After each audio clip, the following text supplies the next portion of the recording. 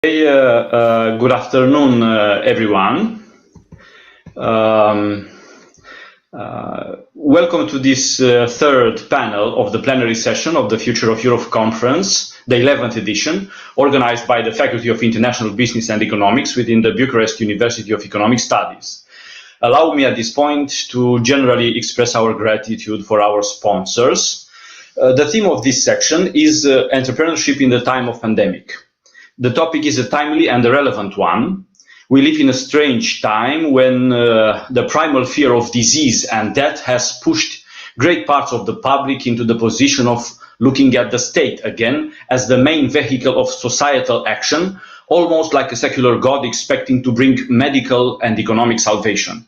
Can democracy, freedom, and everything that is good in Western culture survive? And what is the role of the private environment and especially entrepreneurship in such a problematic context? We have a wonderful panel to tackle such issues. Let me welcome our four guests. Briefly for now, Dr. Stephen Bowers from the US, Dr. Matthew Mccaffrey from UK, Dr. Gabriel Mursa from Iași, Romania, and Dr. Radu Mușătescu from Bucharest, Romania. I will say a few more words about each as I will give them the floor. Each will speak for about 15 to 20 minutes, and we will have around 5 minutes for questions for each.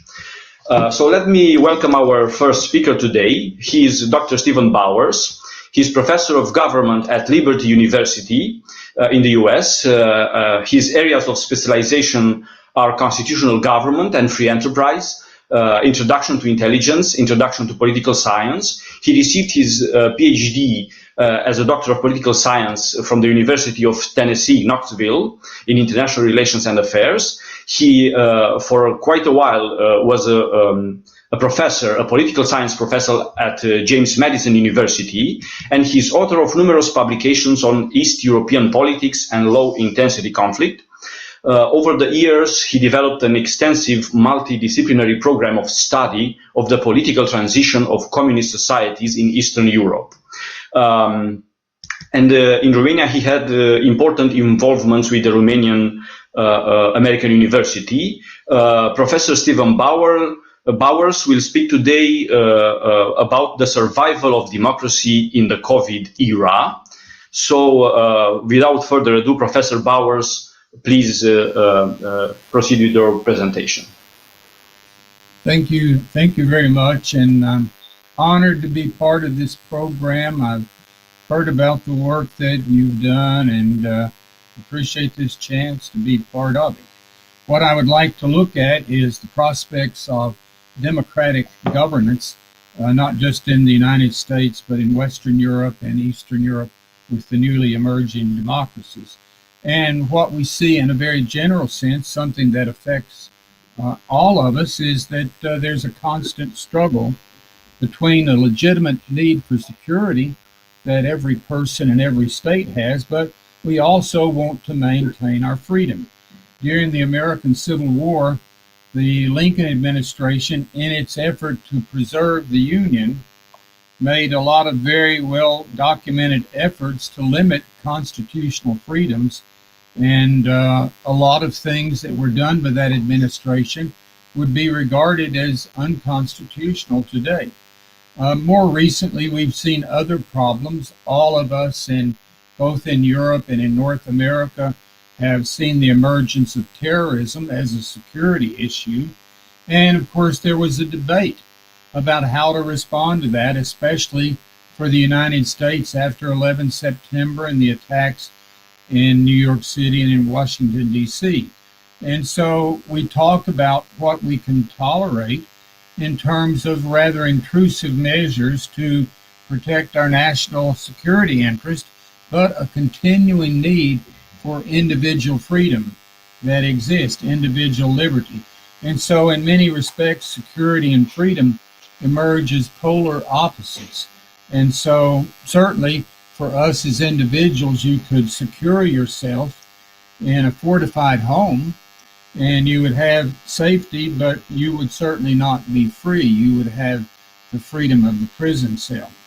Since the emergence of the coronavirus as a threat to public health, we see a political transformation in both Europe and in North America that is likely to have an impact long after the disease is past, because eventually we assume either we have a vaccine or we have what medical personnel talk about is herd immunity. Excuse me, Professor Bowers.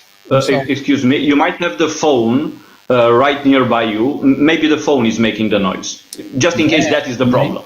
That may be. Okay, so thank you. And so I'll turn it off.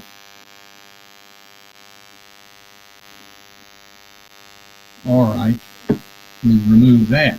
All right, since the emergence of that help. Good. Okay, please proceed. Yes. All right.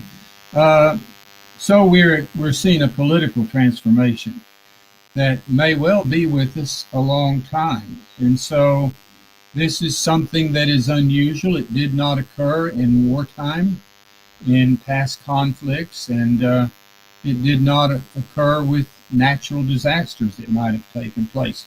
And so we see that constitutional rights, which for the United States have guaranteed our security for 2 centuries, are being dismissed in response to a national health crisis. Peter Hitchens wrote an excellent article outlining some of the elements of this transformation, looking at how they affected the United Kingdom. And he sees in that case a surrender of authority to the executive branch. And he talks about that as a result, what we see is government by decree. And it's something that is routinely accepted by an uncritical press, although at the popular level we're seeing the emergence of demonstrations against those restrictions. Second, as we can see in both the United States and the UK, police are subject to administrative edicts rather than to laws that were enacted by legislatures. And so police are required to enforce stay-at-home orders, which really constitute house arrest, while arresting business owners who attempted to preserve their means of livelihood. In addition, the efforts to suppress coronavirus have led to restrictions on internal travel. There was a report a few weeks ago from Australia where several newborns who required treatment that was not available in their state were forbidden the right to travel to another state where the services were available, and as a result, they died. Finally, throughout Western democracies, governments have imposed restrictions on freedom of assembly, the right to petition government, and people that have tried to use the social media to organize protests or demonstrations have been arrested. And so in New York City, authorities have begun to impose severe restrictions on Jewish religious services and also limiting funerals. The imposition of lockdown orders that shuttered those business regarded as non-essential have had a really devastating economic impact. And the economic destruction can probably be repaired. The data in the United States that was released within the last 24 hours shows a really strong economic recovery in the United States, but it is something else that is likely to be with us longer, and that is the political changes, if only because there are certain things that governmental administrations seem to like, and most of those are facilitated by having lots of authority. Even education has been suppressed in an effort to deal with the coronavirus. And so at the same time, there's been censorship of dissenting views, particularly on the internet. A lot of thoughtful scientific studies that did not conform to various elements of state authority have been suppressed. They've been denounced as disinformation. And for a while, there were specific instructions from social media that anything that disputed the proclamations of the World Health Organization would be suppressed, which is an odd thing to do. Well, this has even had an impact on the relationships between patients and doctors, where in Australia, for example, there was a measure introduced in the legislature to impose prison restrictions or prison sentences on doctors that tried to prescribe something that the World Health Organization did not support. In the Soviet days, and I began my life primarily as a Soviet specialist, mostly focusing on East Germany, in fact. But repression was justified in those days by Marxism-Leninism. But in what we now refer to as the COVID era, repression is justified by the threat posed by invisible germs. In American history, someone my age can still remember the controversies about the McCarthy era, and only speculate that McCarthy would have been delighted if the enemy was not a communist, but an invisible germ that could ostensibly be anywhere, and not just under your bed, as we talked about communists being under everybody's bed. But when the justification for tyranny is a germ, and there will always be health issues, then it's very likely that tyranny will always be with us. It's something that we cannot totally suppress. And then there is a reliance on fear that is stimulated by a manipulation of statistics. And my son for a while worked in a hospital laundry that employed about 20 people.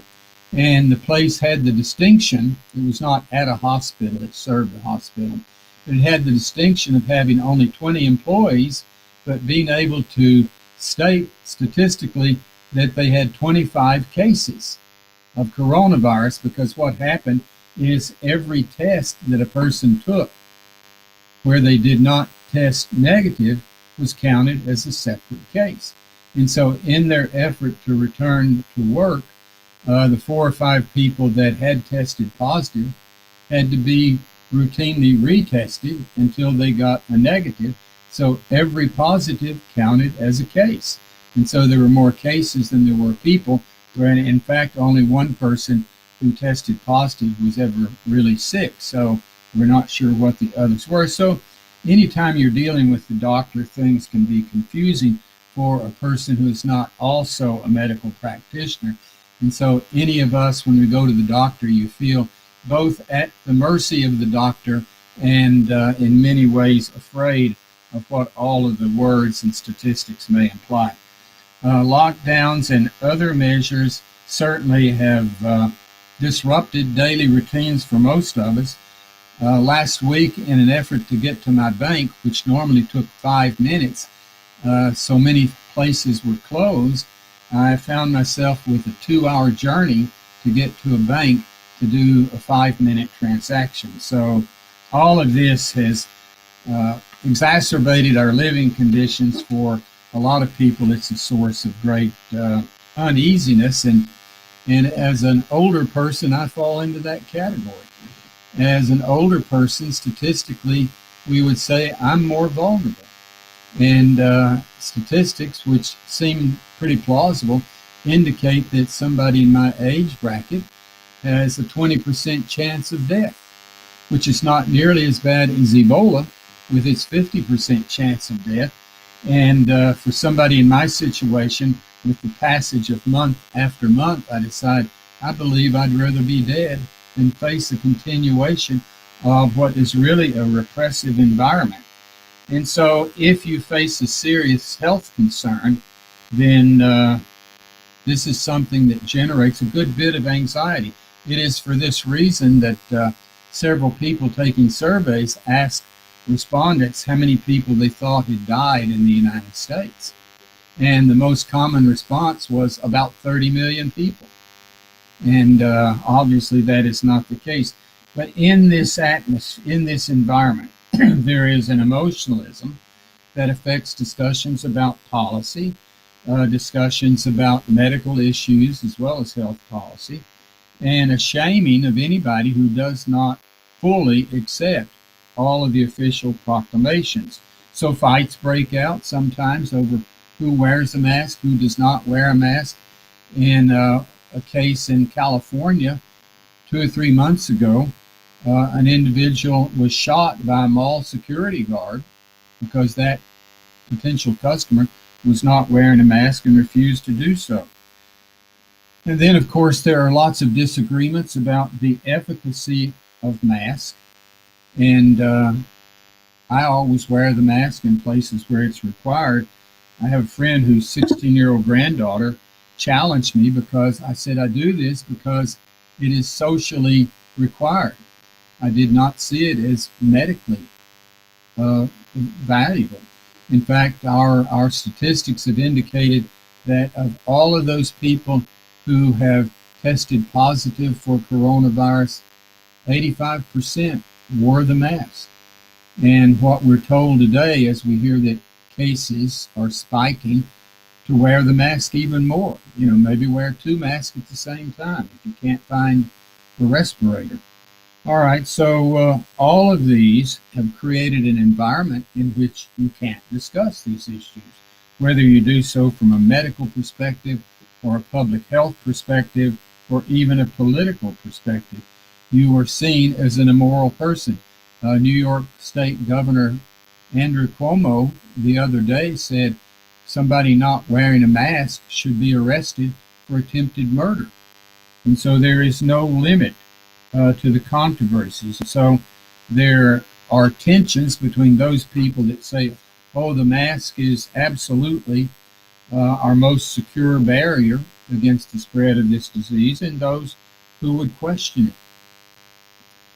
Community groups are being rallied to apply pressure for citizens who may be reluctant to wear a mask or to accept arguments in favor of wearing the mask.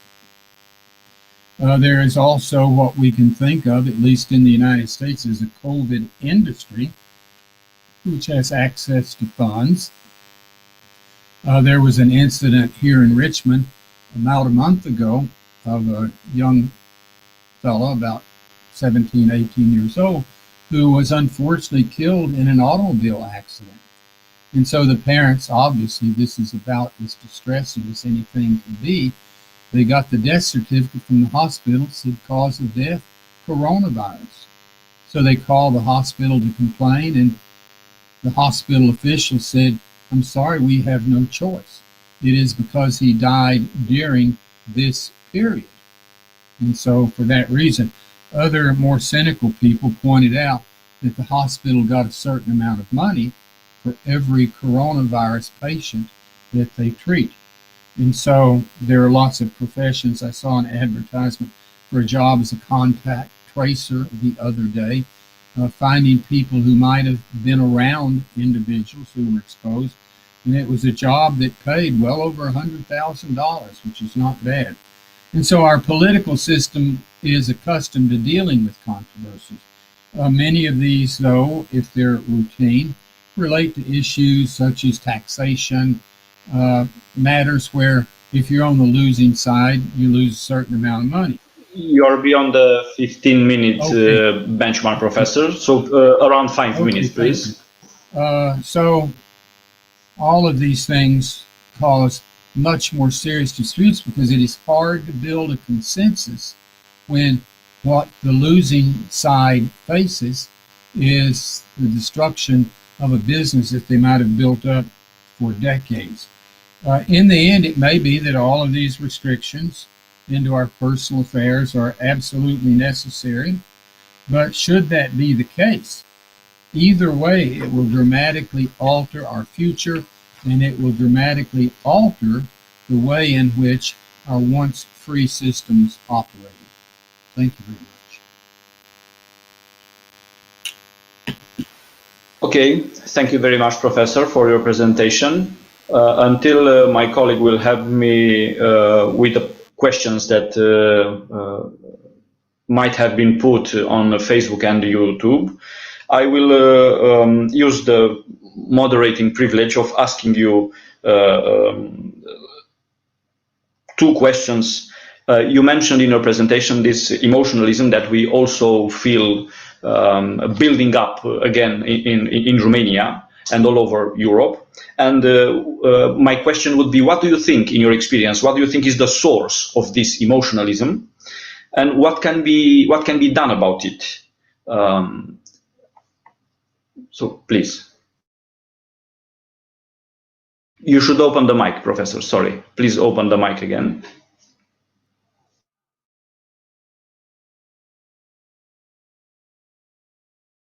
Yes, please, say something.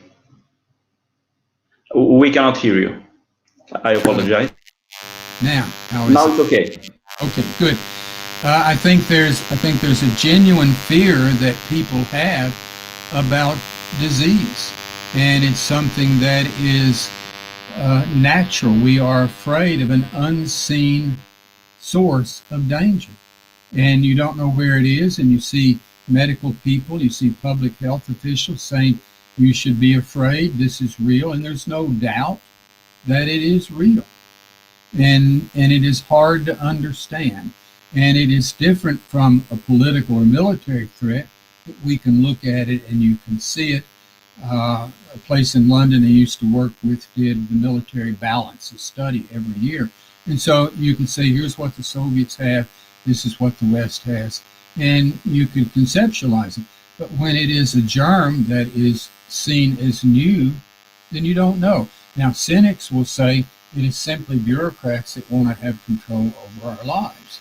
And I saw a scholar give a presentation a few months ago, said we tend to think there's the left and there's the right.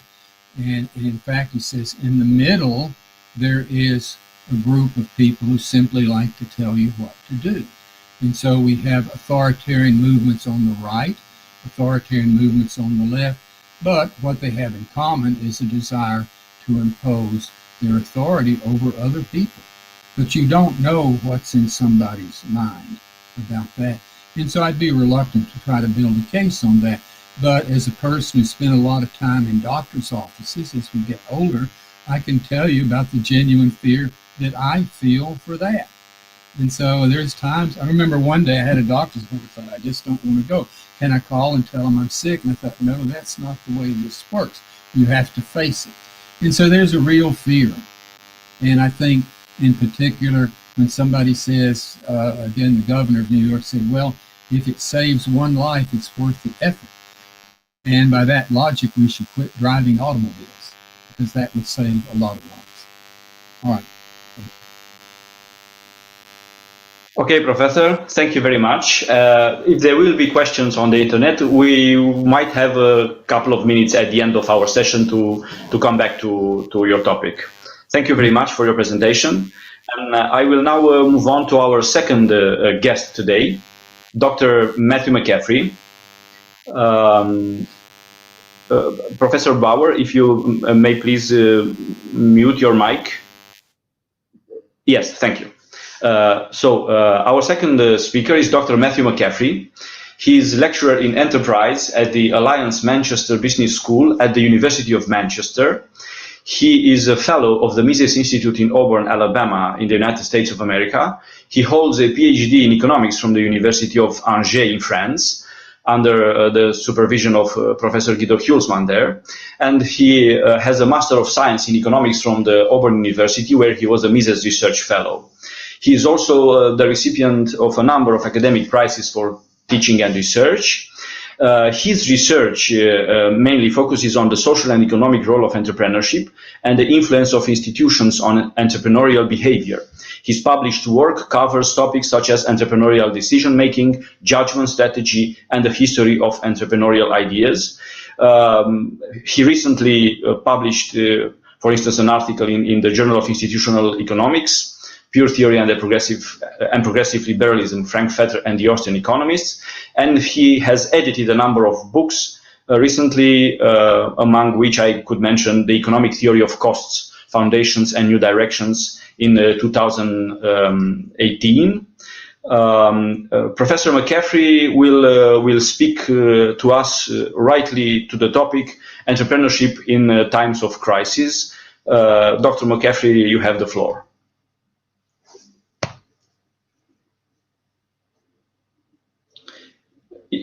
Okay. So thank you, everyone. Welcome, and a special thank you to Vlad for inviting me to give this presentation. What I'll be discussing in the next few minutes is a topic that, as Vlad implied, I've been researching and writing about for over 10 years now, which is the role of entrepreneurs in the economy and in society, and especially how entrepreneurs interact with areas like public policy. And of course, the goal of all this is to say something about entrepreneurship in the context of the present crisis. And what I hope to show in the next few minutes is that the pandemic, and particularly the policy response to it, helps not only to emphasize some of the traditional lessons about entrepreneurship that we already know by showing them in a new context, but it also helps reveal just how challenging it is to be an entrepreneur in this extraordinarily difficult and uncertain political environment that has been created by the policy response to the pandemic. So to begin, I just want to say something quickly about what I mean specifically when I talk about entrepreneurship, because I think this term is very commonly used, but usually we use it in a much more loose way when we use it in everyday language than we mean it in economics. So I think typically when people talk about entrepreneurship, they mean it in the sense similar to the way that an economist like Joseph Schumpeter would have meant it. That is, they think of entrepreneurs as the creators and the rule breakers, the innovators, the creative destroyers, the founders of ambitious new startups and things like this. And while it's true that all of those things can be involved in entrepreneurship, usually in economics we mean something a little bit more specific and something that is a little more applicable, for instance, in this case of this current crisis. And so what I mean by that is that entrepreneurs play this very special role in society as the bearers of uncertainty. So uncertainty is really the core of the entrepreneurial problem. The issue is that we don't really know what's going to happen in the future. The future tends to be quite unpredictable, especially when it comes to the marketplace. We don't know what consumers are going to want a year or 5 or 10 years down the road. So somebody in society has to take it upon themselves to bear this burden and to try and figure out what people are going to want in the future and act now in the present in order to satisfy them, in order to help the consumers obtain those things that they most urgently want or will want in the future.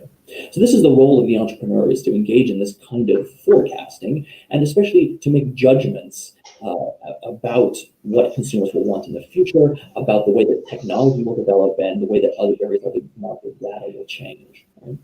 Now, this is a very difficult problem, and it is extraordinarily difficult to be a successful entrepreneur even once, let alone repeat many times or over a long period of time. But the crucial point that I want to emphasize here is the welfare and enhancing aspects of entrepreneurship, because there's really no good account of economic development, of growth, of prosperity, of economic progress that doesn't put entrepreneurs at the center of this process.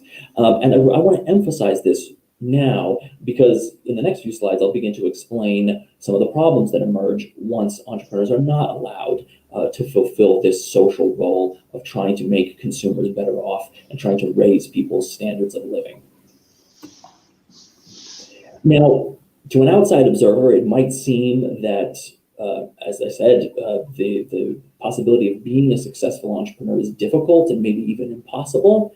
Because as I said, if it's so difficult to forecast, say, 10 years into the future, what technology will look like, what consumers will want, and so on, surely this seems like a nearly insurmountable obstacle, this uncertainty of the future. However, I think the economist Frank Knight put it quite well when he said, like a host of impossible things in life, it is constantly being done. And in a sense, that's sort of the essence of entrepreneurship, is this seemingly impossible task that nevertheless is done every single day to the benefit of society in general. Okay.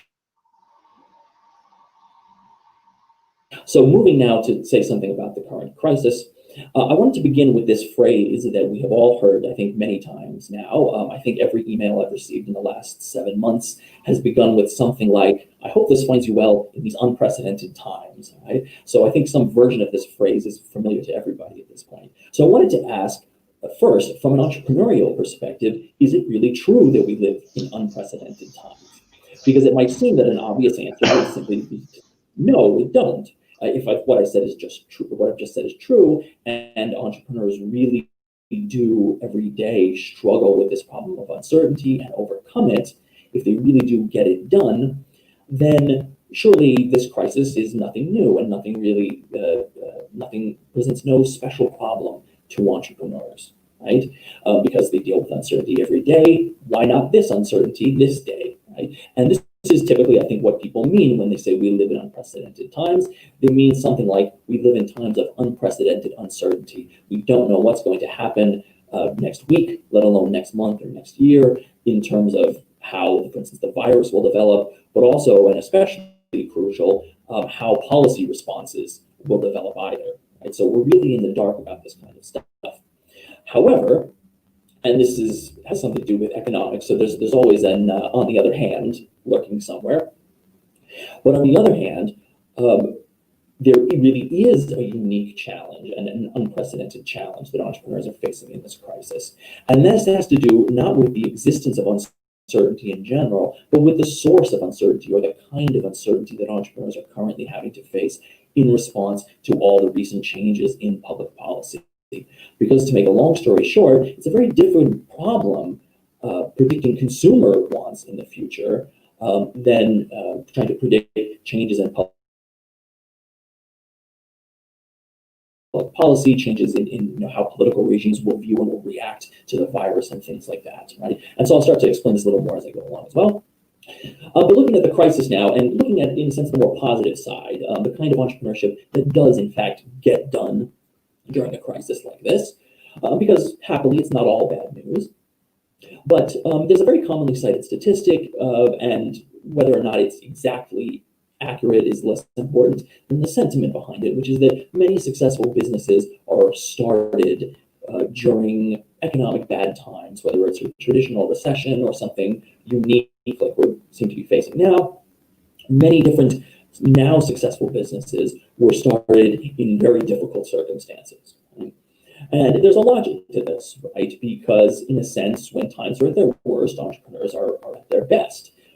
Crises tend to create wants for entrepreneurs to solve, and especially very deeply felt, very urgent wants, particularly for things like essential goods and services, right? And we saw some shortages of these sorts of things early on in the crisis. So it would make sense that if entrepreneurs are in the business of figuring out what consumers want and reacting to that and getting it to them, it makes sense that times of crisis would create some additional possibilities for entrepreneurs to do that. And so as a result of this, we have seen some interesting and even sort of inspirational entrepreneurial reactions to the crisis, especially entrepreneurs remaking or adapting their businesses to try and create goods and services that consumers urgently needed, especially, for instance, in the early days of the pandemic, when there were some brief shortages of essential goods and services. My favorite example of this is a brewer here in the UK that switched from brewing beer to manufacturing hand sanitizer in the early days of the crisis, when sanitizer was in very short supply. And there are other examples too, for instance, in fast fashion, where which is an industry that is often criticized because the production model is very quick and very adaptable, and as a result produces some waste. However, in this case, the decision to have that kind of model turned out to be a great benefit, because it meant, for instance, that certain fashion houses could pivot almost overnight from manufacturing traditional clothes to something like masks or something, other products that were suddenly in very short supply but were highly demanded by consumers. Right? So there are these situations where entrepreneurs do a very good job of responding to consumer wants, even in very, very difficult circumstances. And I think it's reasonable to take a certain degree of inspiration from these kinds of success stories. But you can probably imagine that the ability of these companies to succeed in pivoting this way depends to a large extent on previous decisions that their entrepreneur owners had made about exactly what and how they were going to produce, and especially decisions about the kind of tools, machinery, equipment, and so on that would be involved in production, because ultimately those play a crucial role in determining which businesses are able to adjust and which are not. And so this gets us to the more unfortunate pessimistic side of this story, which relates to the businesses that can't simply seamlessly adapt, switch their business models over, and start producing new things. The businesses that ultimately have failed during this crisis. And this highlights a very important traditional concept in economics called capital heterogeneity, which is just a fancy way of talking about the way that different businesses are not equally suited to different kinds of production. The capital goods or production goods that we use can't always just be changed to producing different goods that are valued by consumers. Some of them are very specific and very narrow, right, and are only good in producing certain kinds of things. So, for example, a concert venue can't simply be transformed overnight into a factory for producing medicines or pharmaceuticals or some good like that, right? Not every cab driver can switch overnight to becoming a delivery driver, right? Because you can't simply change your physical vehicle. Right? And at the same time, not every computer or equipment manufacturer can start producing ventilators or other specialized equipment or goods and services that might be needed by consumers during a pandemic. So not everybody has this ability to seamlessly adjust, and as a result, we've seen a tremendous amount of unfortunate business failure. And this is a good place, I think, to introduce Frederick Bastiat's notion of what is seen and what is unseen, because what is often seen are the success stories, are the entrepreneurs who do manage to successfully pivot their businesses and adjust their business models, and who do weather the crisis and who do survive. But unfortunately, what we don't see is all of the lost consumer welfare, all of the lost wealth, all of the wasted resources as a result of the businesses that have had to close because of the policy response to the crisis, right? Which has produced on a very large scale various forms of bankruptcy, unemployment, and especially the waste of scarce resources tied up in these businesses, those capital goods, those production goods that are now less valuable or simply useless altogether. In all these cases, we have scarce resources that in a crisis are more desperately needed than ever, being wasted more than ever. So this is another tremendous cost, often unseen, of the policy response to the crisis. And so to talk a little bit more about what's some of the things that are behind this, I want to come back to the notion of uncertainty and of the particular kind of political or maybe regime uncertainty that has caused such terrible problems and that have made entrepreneurship so difficult to engage in during this pandemic. And this comes back to the point that I made previously, which is that while it is entrepreneurs' normal everyday activities involve forecasting the future, what they normally do, trying to predict changes in consumer preferences or new technological developments and so on, is very different from what they've had to do in the past few months, which is mainly about trying to anticipate changes in public policy. So we are all familiar at this point with the whole array of new rules and regulations that have been introduced, both on individuals, on businesses, and so forth, in response to the pandemic. And I think we're also all familiar with the uncertainty that this involves, especially the fact that the restrictions seem to come and go without warning. They change often drastically and often without any significance or warning in advance. And of course, this makes it incredibly difficult to plan in advance. And that's the essence of entrepreneurship, is planning and acting for the future. So now that there's so much political uncertainty around, it has really made it extremely difficult for businesses to plan. And you can see this not just in the examples of large firms who might be looking at technological trends that potentially last decades into the future. You can see it even more clearly at the smaller local level, right? Those small businesses that don't really know if they're even going to be allowed to do business next week, let alone under what circumstances. Right? So another even deeper implication of this, another problem that emerges, and that's in some ways even worse, is the way that this policy uncertainty is changing entrepreneurs' activity. Because the more difficult it is to become an entrepreneur in the market, the more difficult it is to satisfy consumers in the normal run of business. the easier it becomes and the more incentive you have to get out of the marketplace and get into sort of the political marketplace. That is, to seek special privileges for yourself, for your business, usually at the expense of your competitors. And so we've seen, unsurprisingly, in the last 7 months, an increase of calls for various kinds of privilege and of support for businesses, especially in the form of subsidies or maybe sometimes low interest loans, anything to prop businesses up, right? And also, unsurprisingly, in many of these cases, the businesses who are seeking Matthew, you're beyond the 15-minute benchmark into your roughly last 5 minutes. Okay, be done shortly. Perhaps also unsurprisingly, many of the businesses who are appealing for these special privileges aren't even in special trouble themselves. They just happen to be personally or professionally close to regulatory bodies or to legislators, to the people who are in a position to give out privileges, right? Privileges that are usually not available to their competitors. And then the last point I want to make is more about the longer term and sometimes subtler implications of the whole body of rules and regulations that have emerged over the last 7 months or so.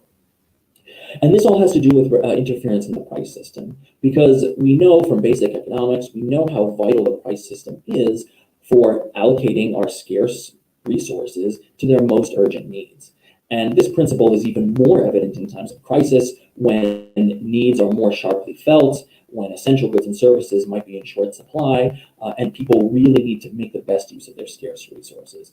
Unfortunately, the restrictive regulatory policy response to the crisis has moved in exactly the opposite direction, towards undermining the price system. As businesses close, whether because they're simply restricted or whether it's because consumer demand is simply insufficient to allow them to stay open, particularly non-essential businesses go bankrupt or simply forced to stay closed under any circumstances. And the result of this is that trade begins to decrease, right? We see resources being reshuffled between different businesses, and we see businesses close, and what we also see are prices beginning to disappear, because as entrepreneurs go bankrupt and leave the market, all through the supply chain or through the structure of production, if you want to call it that, we begin to see businesses drop out, trade and exchange drop out at the same time, and as a consequence of this, prices begin to disappear. So throughout the entire economy, especially among so-called non-essential businesses, we start to see little gaps emerge, little pockets of chaos where it's not possible for entrepreneurs to figure out the costs and the benefits of their activities. It's not possible for entrepreneurs to plan anymore because they don't have a price system to use for this. So this, in some ways, is similar to more traditional economic arguments about things like price controls. We start to see gradually these little pockets of chaos emerge throughout the economy, and the longer this goes on, the larger those little islands or those pockets become, and the more difficult it is for businesses to survive in this crisis, because the more difficult it is for them to figure out exactly how to best use their resources in order to satisfy consumers, right? And in addition to the current problem of survival, there's also the longer term problem of recovery as well, because every price that disappears, every business that disappears in the economy is just one more thing that entrepreneurs are going to need to reconstruct from scratch once the crisis is over and things hopefully begin to return to normal, right? And up until that point, we are going to be facing a constant loss of consumer welfare, a constant decrease in standards of living, and these very serious economic problems that result when you begin to interfere with entrepreneurs' jobs and prohibit them from doing what they do best, namely satisfying consumers and helping them to maintain, to raise their standards of living. So this is a rather pessimistic note, I think, to end on, but I hope that I've managed to convey at least a few ideas about some of the tremendous economic problems that we're currently facing as a result of interference with entrepreneurship and with business activity during this pandemic. So with that, I'll close and say thank you. And Vlad, if there are any questions, I'd be happy to take them. Okay, Matthew, Thank you very much for your presentation. Actually, there are some questions, both for you and some which have arrived for Professor Bowers. So if my other two colleagues allow me to use this moderator privilege, I will present the questions for Matthew Mccaffrey and then go back to Professor Bowers to pose two other questions. So for Matthew Mccaffrey, the first question that came in was by Facebook from Miss or Mrs. Lorena Maria. Over the last few months, the activity of many companies has partially or completely moved to the online environment. Do you think this is a temporary trend?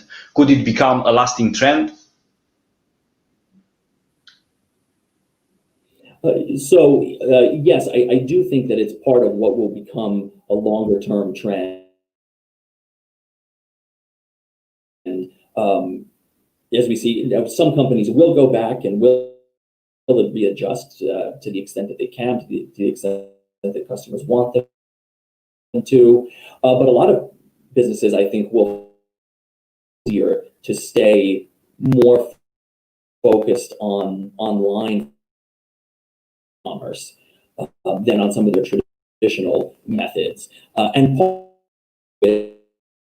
uncertainty, because even when things get better and the pandemic passes, it's not going to pass overnight. There's going to continue to be uncertainty, especially political uncertainty in the marketplace for a long time to come. And so I think businesses are going to be quite reluctant to move back to traditional, say brick and mortar style of businesses, precisely because they won't know if there's going to be, say, another lockdown or another thing like that. So I think even though it might be more costly for them to move online right now, I think many businesses will find that in the long run,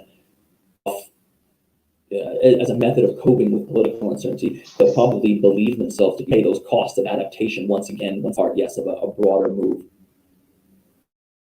Okay, Matt, please check, maybe you have some running programs on your computer that could be closed because your connection is a bit low. We are hearing you with interruptions. In the meantime, I will ask Professor Bowers the question from the same lady. The question for Professor Bowers is, do you think that the existing nationalist tendencies could be exacerbated by the pandemic, thus becoming a threat to democracy?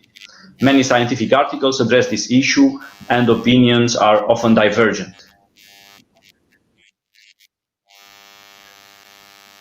Yes, I really do. And we've seen some nationalist expressions of hostility toward Chinese people all around the world. There was an account I saw the other day about some travelers, and one child said, "That kid over there who looks Chinese, he sneezed on me. Or do we need to call a doctor?" And so those fears that are really basic to so many people now will focus on particular ethnic groups or people whom they think may look Chinese. And so there's no doubt about this as a threat to democracy, in that it helps erode any sort of internal national consensus about working together.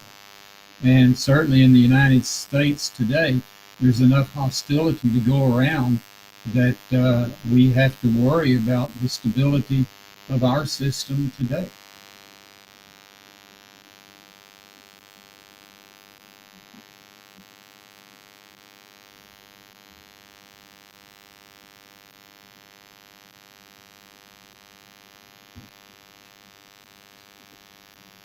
Sorry, thank you. Sorry, I forgot to open up my mic. So thank you, Professor, for your question. And now we are going back to Professor Mccaffrey. Professor Paun, Cristian Paun asks you, how much do you think the European funds or other public financing schemes for seed capital, for a startup business, etc., alter this natural reaction of entrepreneurs to the increased uncertainty present in the pandemic situation? Yeah, as well. I mean, I think the question of the various schemes we've seen for public funding of businesses, whether it's to prop them up or to help encourage opening new ones, to exacerbate all of this uncertainty. Because on the one hand, policy regulations create uncertainty about what government's going to do. And then just as entrepreneurs are sort of reeling from that and trying to figure out how to plan for the future, here comes another policy from the other side that says, oh, by the way, here's, we have, seed funding for you to start a new business. So it's dangerous because it's, if I could use this metaphor, it seems as if you're throwing entrepreneurs a lifeline, where actually what you might be throwing them is more of a noose.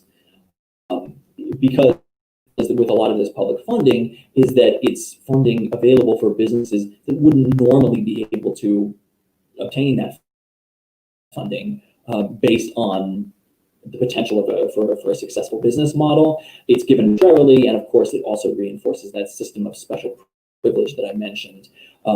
Entrepreneurs, another sort of, they think, to get out of their obligations to serving consumers more regularly in the marketplace.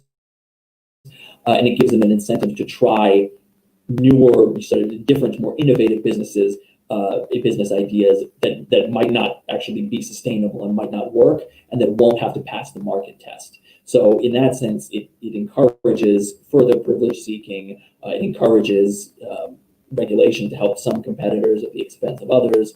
And it encourages waste too, by getting entrepreneurs invested in ideas that are less likely to work than the ones that they would have to embrace if they were forced to compete in the marketplace. So I'm not sure if that quite answers your question. Matthew, we are hearing you with some problems. I don't know how everybody's hearing you. Maybe you could still check some programs that you can close. We are hearing you. We heard you much better during the presentation. Now we are hearing you with many interruptions, but some of it passed through.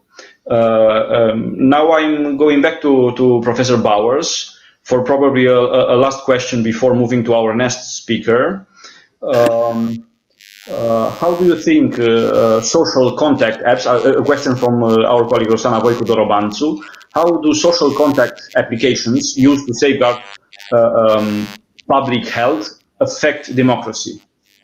So social contact applications used to safeguard public health affect democracy? I think it can have a devastating effect on democracy because we're in a situation in which most of us are more dependent on internet-based solutions to whatever we do.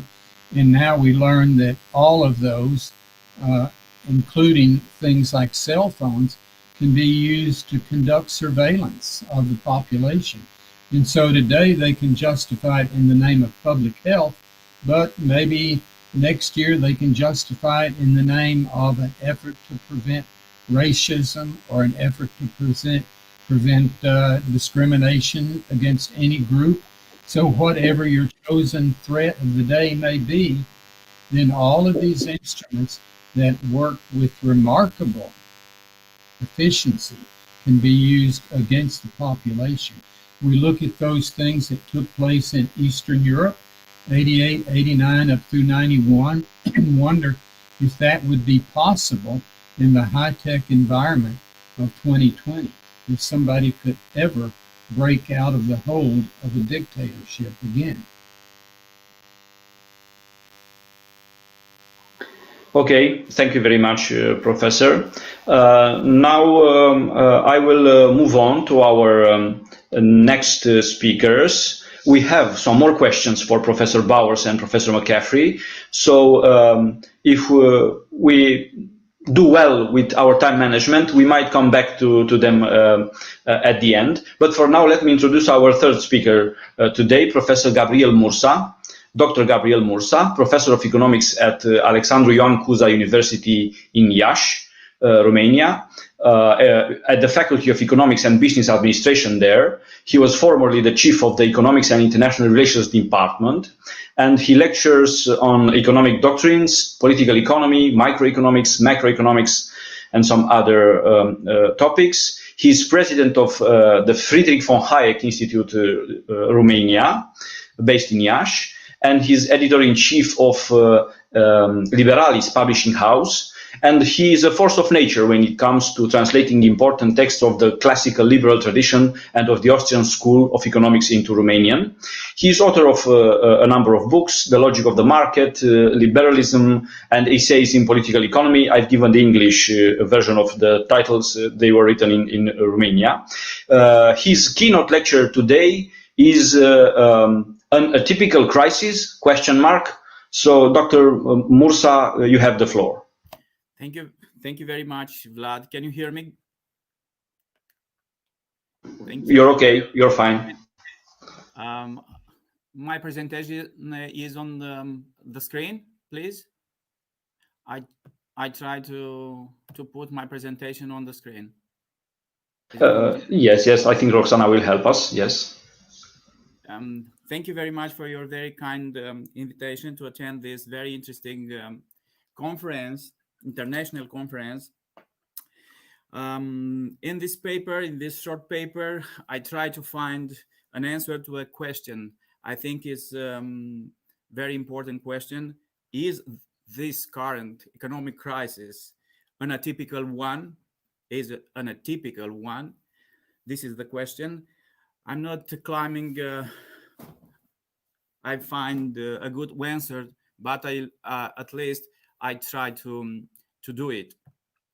As you already know, there are many theories trying to explain the economic crisis. The most influential in the last century was the theory conceived by Keynes, I think 90 years ago, a theory that states that a crisis is produced when there is a very low effective aggregate demand.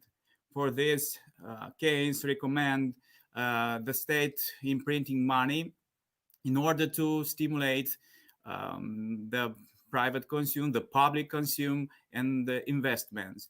In my opinion, the most plausible theory is the Austrian theory conceived a century ago by Professor Ludwig von Mises, that states that a crisis is generated by malinvestments, generated by an artificial decrease of interest rate due to government intervention that distorts the credit market and generate booms and busts. But there is another theories interesting. Gabriel, please forgive me. If you could hit F5, the presentation, I think will look better. F5, F change. F5, okay. Okay. Okay, thanks. Great. Thank you very much. There are other explications for economic crisis, for example, social phenomena or political phenomena like wars, revolution, riots, natural disaster like earthquakes, hurricanes, droughts, floods, and there is exotic theories like the theory conceived a century ago by the English economist Stanley Jevons that considered that economic crisis is produced by sunspots. But our main question is, can a pandemic create an economic crisis? All the data we have in last months demonstrate that a pandemic can have a very serious negative effect on a national economy, even on a world economy, because in our world, in our globalized world, the markets are integrated, and an event produced in China, for example, can reach all corner of the world. Usually, we know that economic crisis occurs as a result of a massive state intervention in the spontaneous processes of allocating scarce resources. The fundamental consequences of a state intervention is a large-scale desynchronization of spontaneous processes underlying the functioning of productive apparatus. As Hayek said many years ago, our economies are complex economies and work in form of catallaxy, or as Michael Polanyi said, as polycentric structures. That is, as decentralized structure impossible to plan by a single authority. The main reason is the feature of knowledge we use. Hayek said that the knowledge we use is largely dispersed, is subjective, is ineffable, is unspeakable, usable only by its owners, used only by individual decisions made in unique conditions of time and space. This kind of knowledge cannot be transmitted to a central planner. This is why this potential central planner is not able to coordinate a complex economic system from above. Therefore, in Hayek, in other researchers believe that the economic system are spontaneous systems based on decision made by every participant in the process of allocating scarce resources, not on the centralized decision of any authority in the head of the state. From this point of view, the complex or sophisticated economy are decentralized formations coagulated spontaneously through the freedom given to individuals to act freely, taking into account their own interest. But sophisticated economic systems work because they have, from my point of view, because they have the ability to self-synchronize. For example, a manufacturer must synchronize his activities with the customer demand. A baker, for example, is forced to create a pretzel, a simple pretzel desired by his customer, and make it available to him when the latter is hungry, when this customer is hungry in terms of price, quantity, and quality acceptable to him. This is why demand, or consumer, and supply, or producer, must coordinate their efforts, interests, and activities. In other words, demand and supply, consumers and producer must synchronize their steps. In my opinion, I think that spontaneous synchronization of economic activities is the most important feature of sophisticated economic systems. Impossible to plan by a central authority. Synchronization is absolutely necessary because the production processes require times. In order to create, for example, a delicious bakery product, this process begins long before I reach the store near a university or of my office, and involves many steps made or carried out by farmer, for example, miller or baker or seller, and seller on the street corner. All these steps, all these activities, polycentrical activities, must take place through the synchronized decisions of all participants in the production and sale process. If this harmonization occurs, the demand meets the offer. And at a given time, it is, and this aspect is very important, at a given time and in a certain place. A lack of synchronization or of coordination means work in vain, wasting scarce resources, and unsatisfied needs of consumers. The complex economic system work on the principle of spontaneous synchronization because they cannot be synchronized from top to bottom. This complex, this very sophisticated economic system of our days work as horizontal structures, not an hierarchical one. But, and this is our problem, the main problem, the pandemic induced by the new coronavirus led to desynchronization of economic activities, generating a very, very huge crisis. This is why the world today is facing the most severe decline in production in the last century. But what led to this unusual disorganization of the economic system, to this massive desynchronization of relations between its various components? First of all, in my opinion, the forced isolation or lockdown, viewed by our government or authorities as a first and unique measure to slow down the rate of spread of new coronavirus. But as a result of this isolation, of this lockdown, people could no longer cooperate as usual. People could no longer produce, exchange, sell, buy as before. This is why the nature of their usual relationships has been greatly changed. And this is why the traditional economic ties have been massively desynchronized. People, for example, people turn to online sale in a greater extent, but this shift from the classical or face-to-face sales to virtual sales requires time, requires short-term extra effort, requires more resources.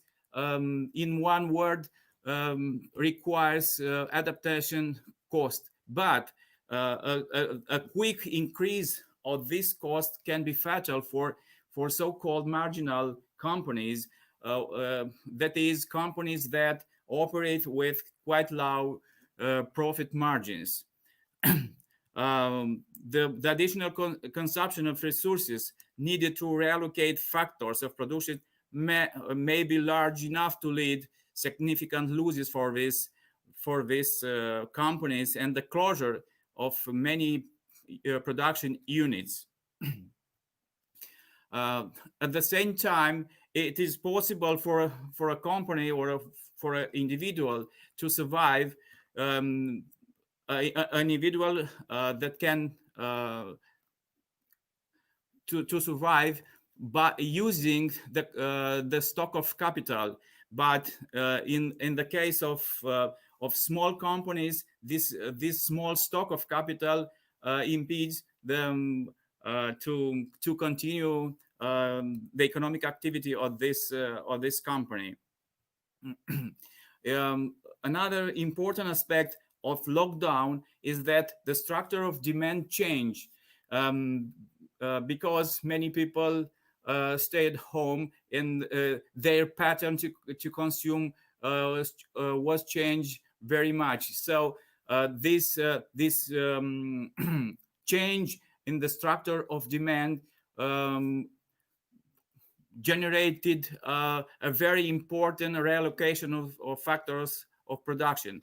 As a result, in my opinion, the structure of demand for raw materials, for example, for capital, for labor force, has changed greatly. But this reallocation of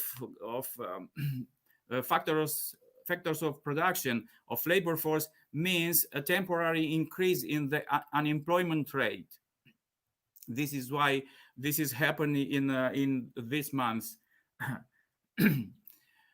There is a kind of temporary or permanent unemployment of capital, for example, because as we know, the stock of capital is not homogeneous, but heterogeneous. The capital goods have quite specific use. Therefore, we cannot transfer very easily a stock of capital from an activity to other activity. But an unemployed capital, an unused stock of capital induce negative effects on financial system, on banking system, on companies that produce this special types of good. This is why the lockdown is not limited and cannot be limited to the consumer goods. This lockdown influence in a negative way the capital goods industry.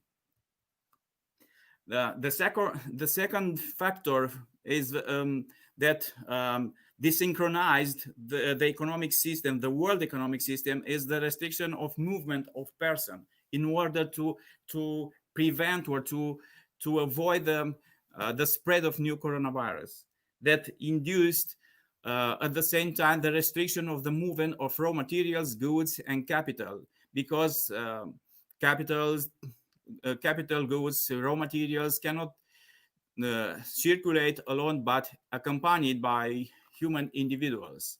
The restriction of free circulation means, in fact, a partial or total strangulation of supply chains. For example, a blockade of steel import from India can cause and causes a decline in car production in France or in England or in Germany. And this blockade means, for example, wage cuts in both countries and both companies, means accounting losses, unemployment, partial or total unemployment. And thirdly, this lockdown strikes a very important area of economic activity in our days, because in our days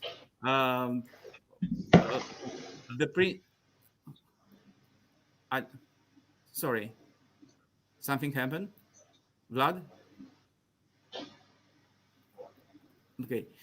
Because many activities in our days are based on social agglutination, because the production of goods and services in the modern economy is based on so-called economies of scale. Businessmen and or entrepreneurs discover many ways to reduce the cost in order to reduce the price of common good, like a car, like a mobile phone. But this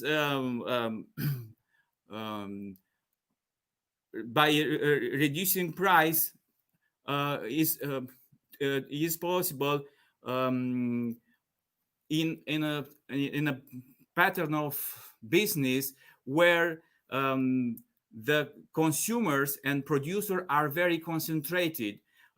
This is this pattern of doing business. I call it the mall economy. Our economy is can be named a mall economy, an economy based on agglomeration of massification of customers and producer, on social agglutination. But the big problem in these days is that the mall economy is conducive to the spread of viruses. This is why the closure of malls, the most important selling points in our economy, in today's economy system, caused a similar adjustment of production points, which led. Forgive me, Gabriel, I had some connection problems, but it was okay. You were heard. Those were my problems. I only want to let you know that you have around 2 or 3 minutes, so you're past the 15 minutes benchmark. So please try to wrap up. Thank you. Thank you. But this coronavirus pandemic has hit exactly this essential element of modern economy, this way to think the business based mass production. Ludwig von Mises used many years ago this Ludwig von Mises and Schumpeter that use this expression, mass production. And finally, because the time flies, in my opinion, we are living in the middle of a very important economic crisis, economic crisis that has an atypical prime cause,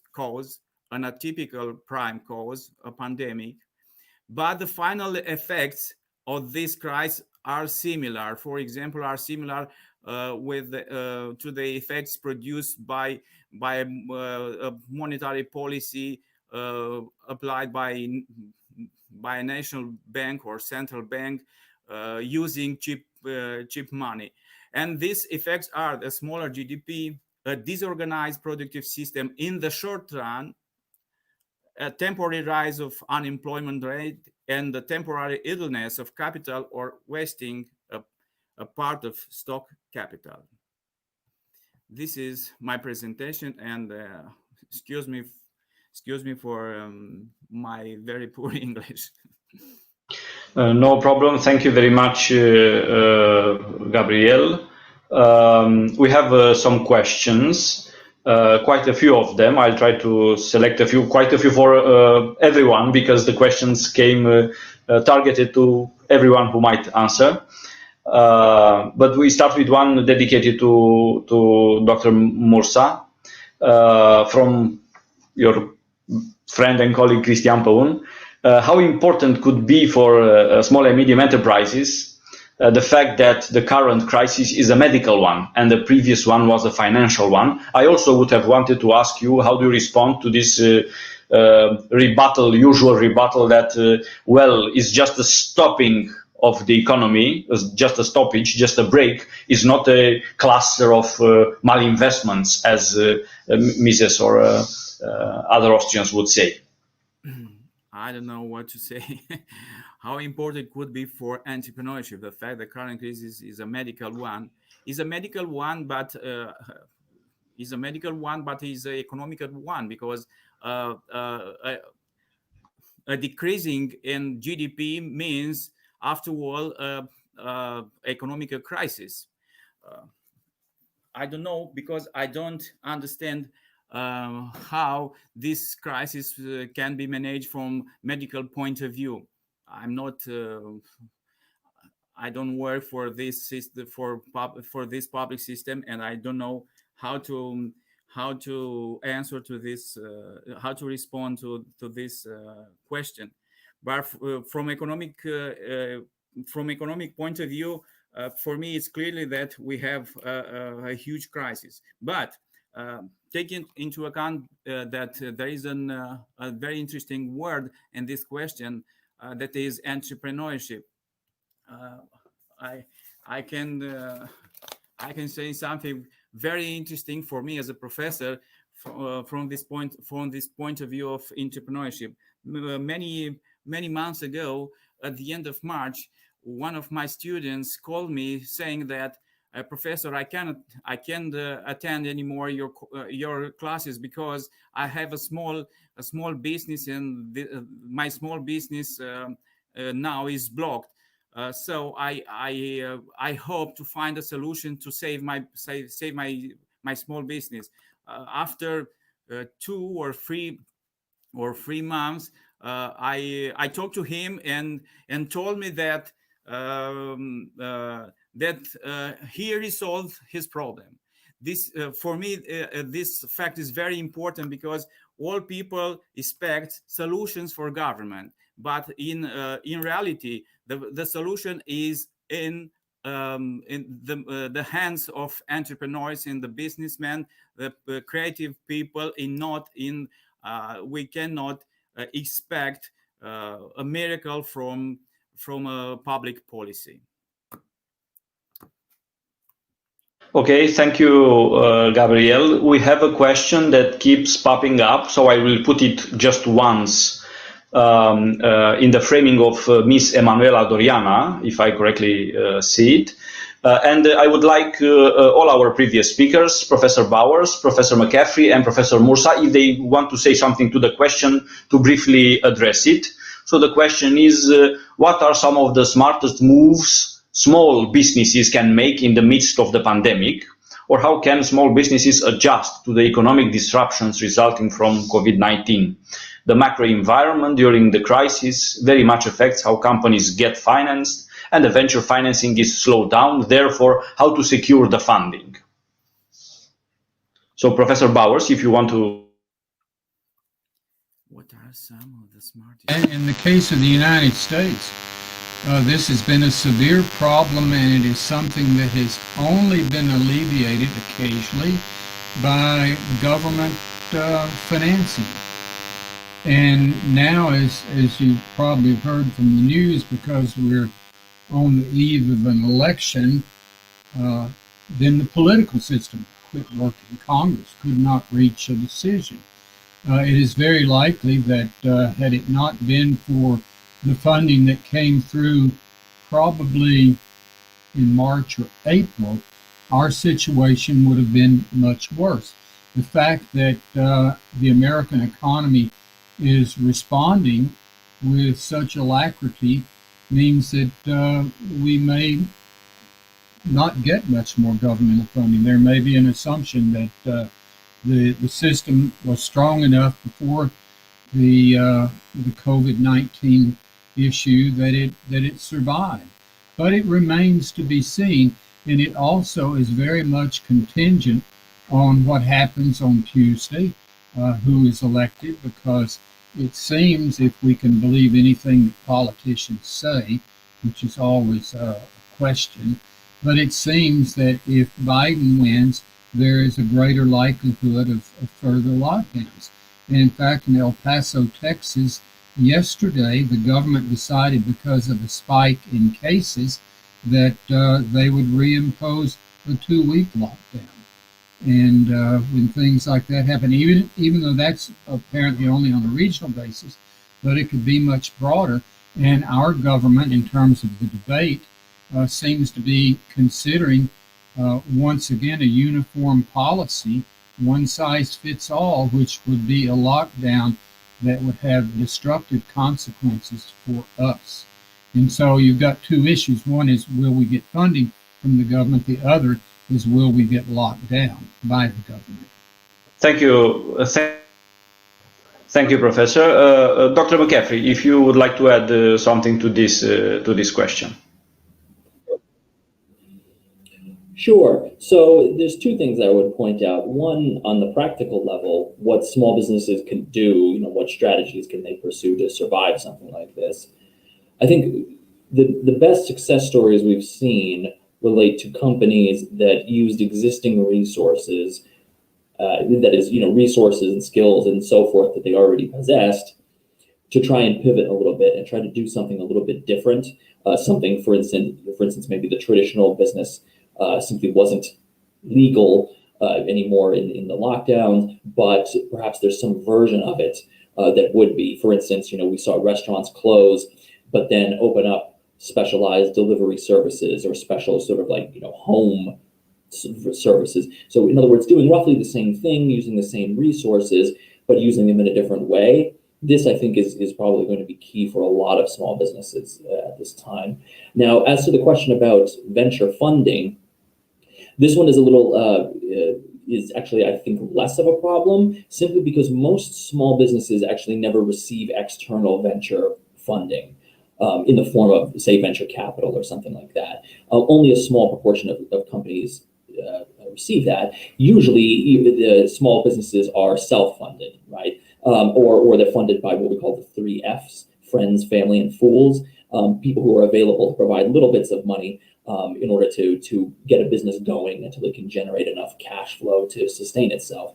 Now, this is the situation that most businesses find themselves in, and this is one reason why the lockdowns have been so devastating to many small businesses, because they tend to be very cash poor, they tend to have a lot of cash flow problems, and they tend to depend on a steady stream of customer activity in order to survive. So when suddenly customer activity is completely cut off, as in the case of, say, a restaurant or an similar small business. This can just mean the end for the business right away, unless, for instance, you can find a way to pivot, as I said, based on your, the existing resources that you have, and it's not too expensive or too costly to get into something else. Okay, thank you very much, Professor Mursa. If you want to address the question, or if not, you have an additional one. I would say that I am a professor. I'm not an entrepreneur. So, but I think there are not standard solutions.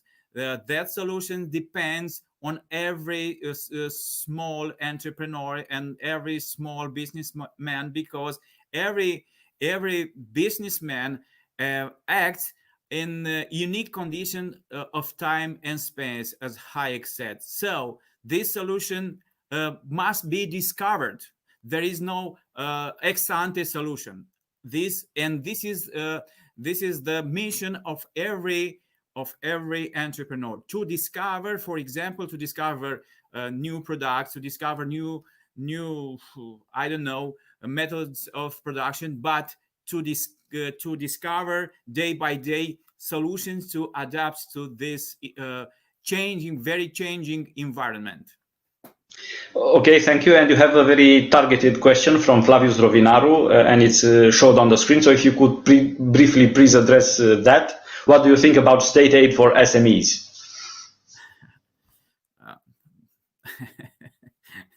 About state aid. The state. About the state. State helping the SMEs. A very bad opinion. A very bad opinion.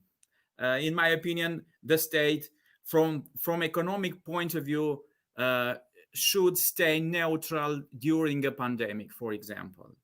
Should stay neutral from economic point of view.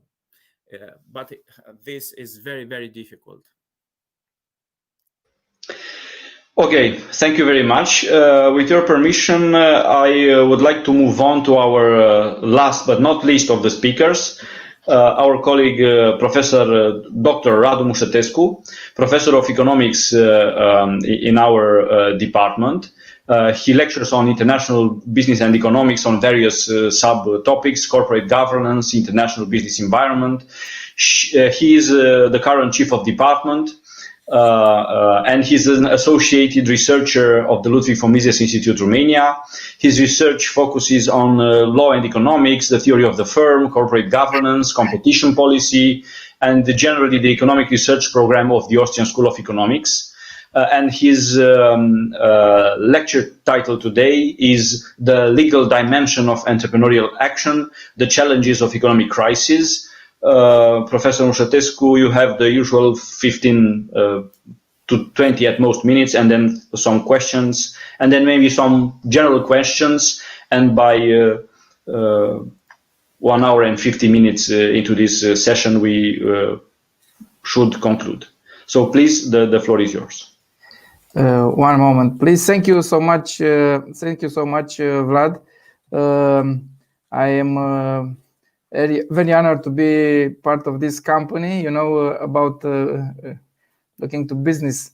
Company means the people you are eating bread with. So even if you are just online, we are in the same company, and obviously our ideas are very, very close. I am just trying to put sorry, one moment, to put the presentation. Yes. Presentation, yes. And yes, let's hope that this is okay.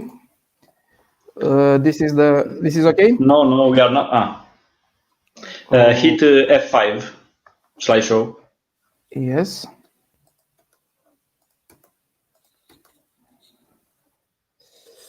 F5. F5. Da.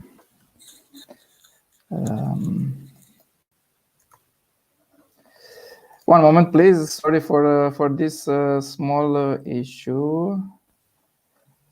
I am okay.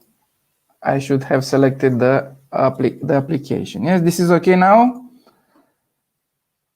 Yes, it's okay. Please press F5 to have the full screen and the better. It does not work, but okay. Or slideshow, yes. Okay. So sorry for this little problem. I'm just happy that Romania has among the first top 10 internet connection in the world, so it really works in this moment. I paid a lot of attention to previous presentation regarding entrepreneurship and crisis. And to tell you the truth, one of the few maybe advantages of this period is that it forces us to look back to, at least in my case, to look back to some of my research to try to be more insightful and to explore other issues. And as an economist, I was since my first 20 years ago, my first steps into economic scholarship, I was attracted by this relation between entrepreneurship and law. We as economists, we explore a lot entrepreneurship. We explore a lot about economic theories of the firm. However, at least in my opinion, and obviously for all scholars that somehow look into the so-called law in economics approach, legal rules are so important for understanding, fully understanding the economic behavior of individuals in general, but also, and especially in our case, about entrepreneurship. And even if I do not have a legal education or law education, I started to explore some of what have seems to be the core legal concepts that impact economic behavior, entrepreneurship, as we discuss it in economics. And to tell you the truth, my assessment, and obviously related to scholarship in this field, and especially to other and most important to libertarian scholars, you can find and you can be amazed by the impact and the importance of legal concepts in entrepreneurial action. So my research and my agenda tries to, at least for me, I don't know if I will be able to convince anybody else that the key institutions, the key legal institutions in law regarding entrepreneurial action, starting from contract, incorporation, and bankruptcy agency, are somehow, let's say, manipulated and distorted by public policy, as in any other field of economic policies. Yes, for this presentation, I will try to explore more something about limited liability, because economic crises are periods where apparently a large number of entrepreneurs fail. The so-called cluster of errors are revealed, and apparently the number of bankruptcies in such periods increases. So usually, as observers and also as let's say citizens, sometimes society witnesses such a wave of bankruptcies, and it seems that even this crisis witnesses, according to at least some observers, an increase in the number of bankruptcies. For example, in US, the largest economy in the world, it seems that for the 9 months of this year, there is also, let's say, an increase as compared to the entire 2019 year in the number of bankruptcies. So most probably more than 30% increase in bankruptcies. even if, and this is very interesting, even if in Europe it seems that the number of bankruptcies in fact decreased, obviously because of government intervention. But setting this aside, I try to, and since my research in the theory of the firm, in the economic theories of the firm, I try to assess this the impact of these legal concepts and legal institutions on entrepreneurial action. And limited liability is among the most important such institutions. For example, the well-acclaimed journal The Economist 20 years ago considered and reassessed as it did in the 19th century when bankruptcy and limited liability were adopted in the United Kingdom, that the key to current industrial capitalism is limited liability. So this is a pretty good reason to explore as an economist what these legal institutions mean. And this is even more interesting that, generally we associate capitalism with corporations, and obviously the vast number of big businesses today in the world are corporations. However, also around 2000, we witnessed the emergence of what has been called limited liability partnerships. And this is, it seems to be an increasingly used legal form of entrepreneurial action.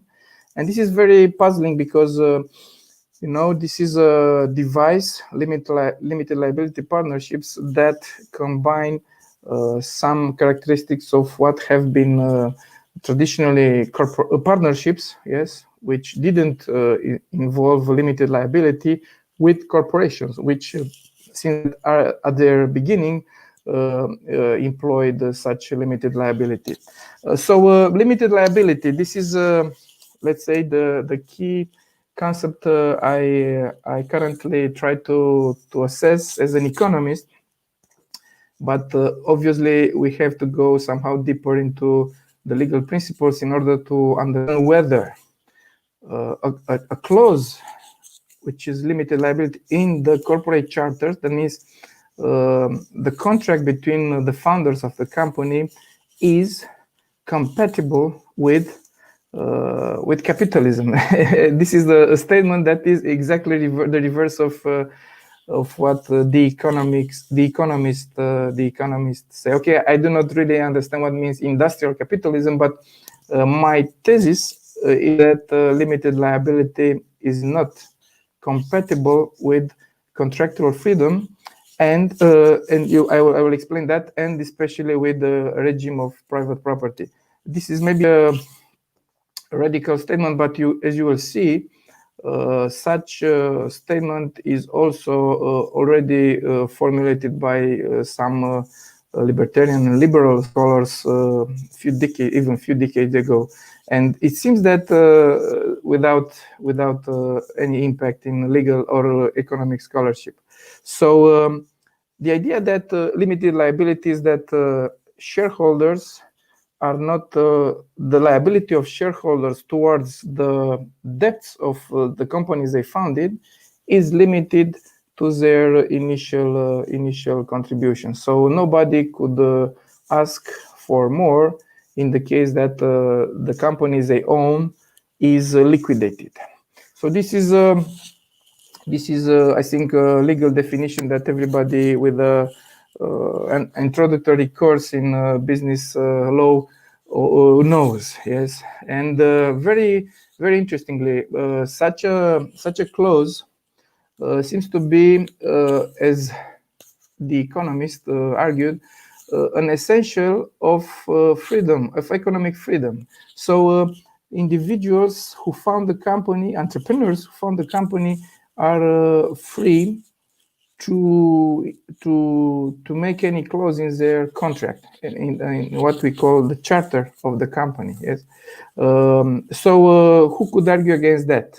Who could argue that clause that is adopted by some entrepreneurs between them is against regime of private property.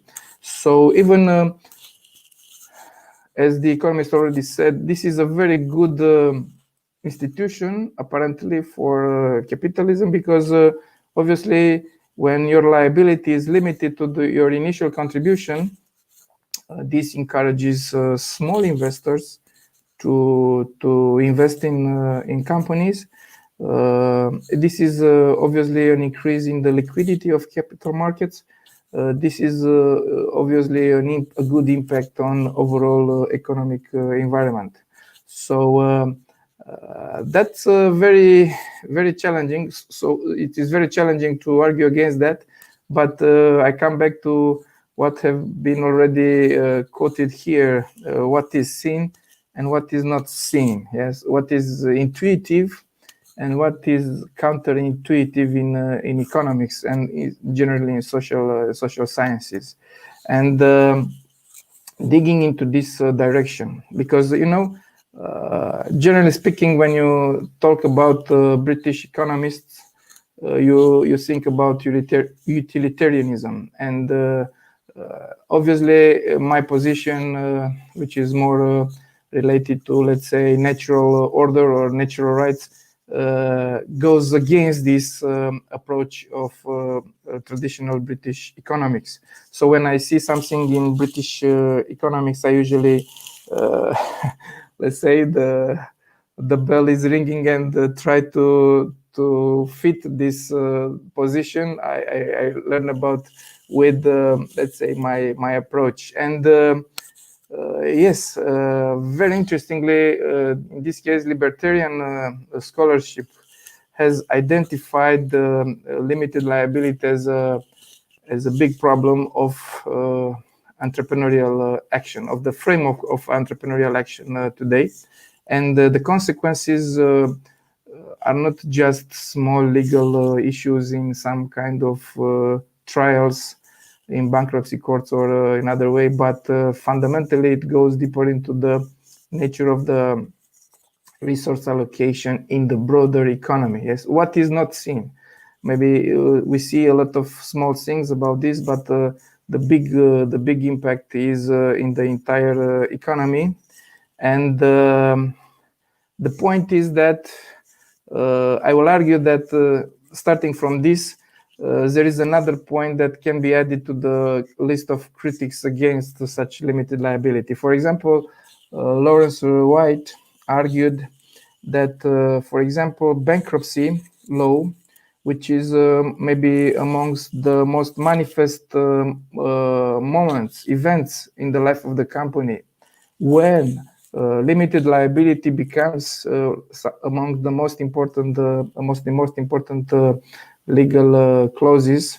Yes, so the feature of bankruptcy law is the extra-contractual dissolution of debts. So fundamentally, and this is a very, very strong argument, when a company fails, the liability of its shareholder is limited to their initial contribution, even if the amount of debt is larger than that. So fundamentally,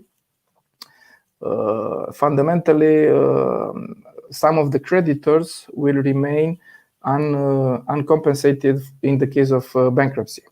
My point is that bankruptcy law itself introduces a lot of problem in the entrepreneurial action. For example, and I just put this idea, the fact that in the case of the bankruptcy, all the creditors are awarded the same status regarding the ability to get back some money from the liquidation of the company is wrong. Is some kind of equal opportunity, which is Radu, please allow me to warn you that I can give you only a couple of more minutes, 2 or 3, if we are to have a round of questions at the end, at least one question. Okay. So please, yes, okay.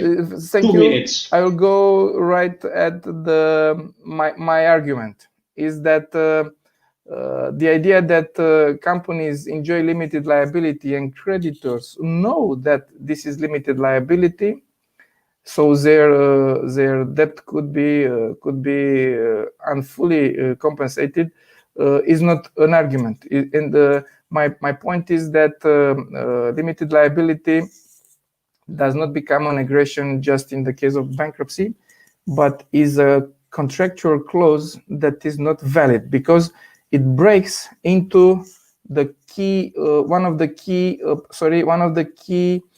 principles of law, which is privacy. Individuals, when sign contracts, cannot by these contracts involve third parties, and creditors which are not fully compensated for their debt are third parties. So in sense, limited liability is void even from beginning. I would point to different cases when even in the current legal system, limited liability is broken because judges are fully aware that this is not valid. For example, just think about alter ego corporation. So when an entrepreneur is the only shareholder in a company, and its involvement and action is fully through this company or more companies, this is even a bigger problem. In this case, the judge denies limited liability because it sees the corporation as only an arbitrage device. So I will try to develop my research agenda into this field, and just as a way of concluding, the number of bankruptcies today is not really, let's say, a self-obvious sign of economic health, a la Schumpeter, where companies that fail should go out, but somehow they may be even signs of unreasonable or let's say aggressive legal framework of the entrepreneurial action. Thank you for the time, and I just regret that you, Vlad, are not really a central banker of time. You can expand the time of this. I cannot create time out of nothing. I will just try to mimic, like central banks do, divine powers, which is when you mimic divine powers without authority. I won't mention explicitly in what category of universal agents you include yourself. Okay, so thank you very much for your presentation, Radu. You have a question for you which is rather specific. I don't know if you would like to address it. It says from Mr. Victor Munteanu, how has exporting of goods or services been affected by the coronavirus pandemic in the last month? It's not quite to the point of your paper here, which was a fundamental theoretical discussion. Would you like to address this question? Yeah, as an economist, as already the other panelists have argued, obviously the pandemic itself is most probably is not the issue, but the public policies adopted in order to fight the pandemic generated a decrease in international trade. It has already been addressed, this issue. Yeah. Okay, I will put two more questions if I will have the time. I will start with the first, and if all of you want to address it, please make it brief. We have a question by Danut Stânga, which is interesting. Which approach do you think is going to be more effective when it comes to the long run economic recovery? The one of the US that allowed greater levels of creative destruction, job displacement, and focused on direct support to household, or the one of EU which tried to furlough workers but risks maintaining jobs that will no longer exist in the near future? So let's take it in the order of the panel. So Professor Bowers, Professor McCaffrey, Professor Morsa, and Professor Radu Mușătescu, thanking you all for your kind contributions today. I think both of those options are really unattractive, but it's where we are, what is referred to as a Hobson's choice. And certainly, if you look at those, I suppose I would opt for the U.S. solution, but it's not a good one either. But the idea of furloughing workers and say, well, we hope your job is here when this ends, and then maybe it's not. But that is the best I can say for that. Thank you, Professor. Dr. McCaffrey? Along similar lines, I think at this point in the policy debate, we shouldn't be asking which policies are best, but rather which are least bad. To put it that way, I think that's the most to frame it. I think in terms of the policy that will do least damage, I think like direct support for households, for instance, I probably have fewer long-run ill effects than the process of trying to specifically prop up different businesses. Precisely, I mean, as I think the question already implies, once this ends, however it ends, we don't know exactly what's going to happen with these businesses. We don't know whether or not they're going to be feasible or not. And so it seems like the best way to approach that is to just, allow for a little bit of flexibility, if they, and allow entrepreneurs to get back business as quickly as they can, as they see fit, and not lock them into whatever their previous businesses were, employment agreements were, and so forth. The point is, it will be difficult no matter what happens. Okay, thank you very much. I'm buzzed from the background of this event that I should stop here. So with your permission, Radu and Gabriel, I will not move the question to you. I would like to thank you all for your great contribution to this panel. And please forgive me for whatever could have been done better in this moderator position, and it has not been done. So thank you very much. And I'm waiting for future occasions to be with you in such an environment. Thank you very much. Thank you. Thank you. And great.